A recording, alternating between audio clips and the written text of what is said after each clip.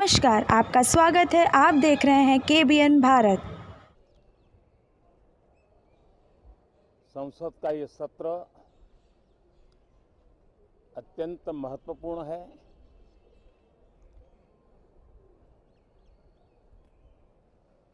देश आजादी के अमृत महोत्सव मना रहा है।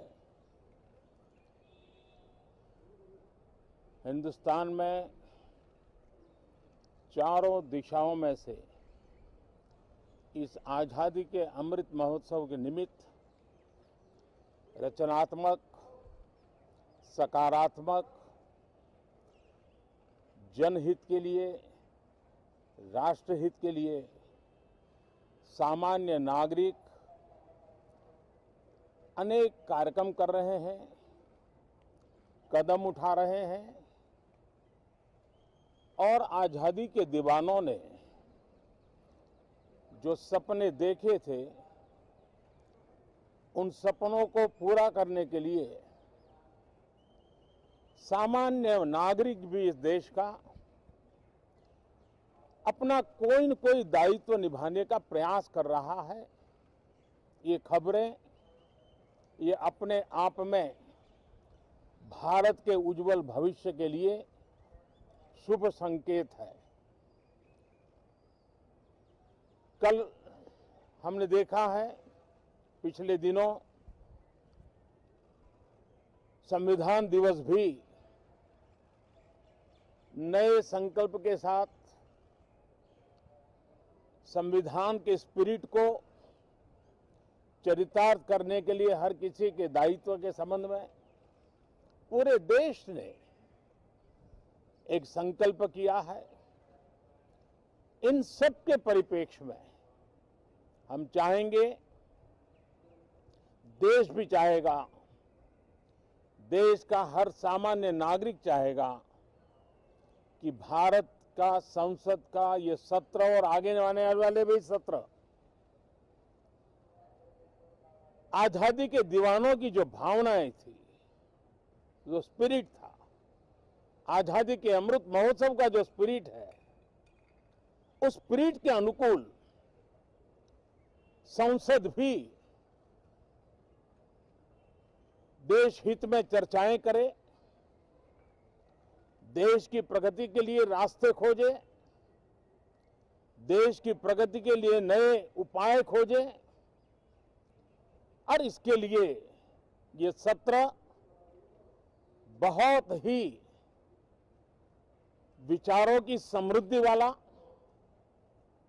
दूरगामी प्रभाव पैदा करने वाले सकारात्मक निर्णयों वाला बने। मैं आशा करता हूं कि भविष्य में संसद को कैसा चलाया, कितना अच्छा कंट्रीब्यूशन किया, उस तराजू पे तोला जाए, न कि किसने कितना जोर लगा करके संसद के सत्र को रोक दिया।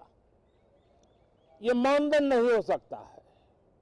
मानदंड ये होगा कि संसद में कितने घंटे काम हुआ, कितना सकारात्मक काम हुआ।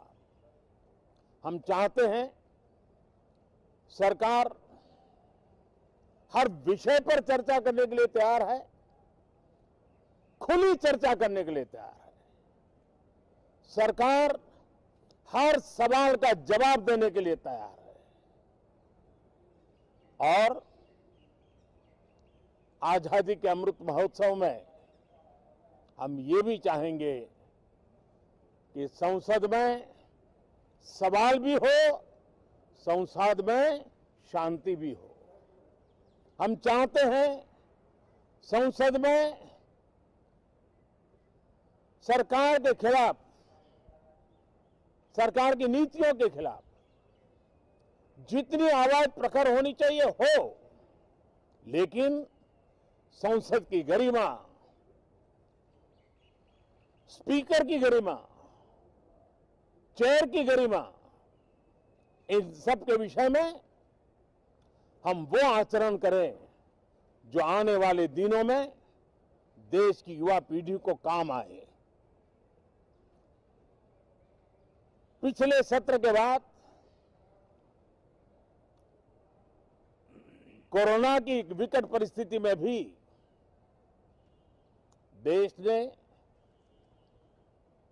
100 करोड़ से अधिक डोजेज कोरोना वैक्सीन और अब हम 150 करोड़ की तरफ तेजी से आगे बढ़ रहे हैं। नए वेरिएंट की खबरें भी हमें और सतर्क करती हैं और सजग करती हैं। मैं संसद के सभी साथियों को भी सतर्क रहने के लिए प्रार्थना करता हूं।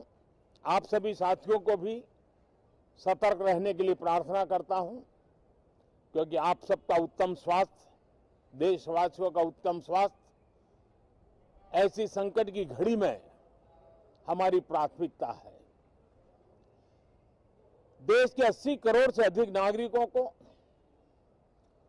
इस कोरोना काल के संकट के में और अधिक तकलीफ न हो, इसलिए प्रधानमंत्री गरीब कल्याण योजना से अनाज मुफ्त में देने की योजना चल रही है। अब इसे मार्च 2022 तक समय आगे कर दिया गया है। करीब 2,60,000 करोड़ रुपए की लागत से 80 करोड़ से अधिक देशवासियों को गरीब के घर का चूल्हा जलता रहे, इसकी चिंता की गई है। मैं आशा करता हूं कि इस सत्र में देश हित के निर्णय हम तेजी से करें, मिलजुल करके करें, सामान्य मानवीय की आशा अपेक्षाओं को पूर्ण करने वाले करें, ऐसी मेरी अपेक्षा है। बहुत बहुत धन्यवाद।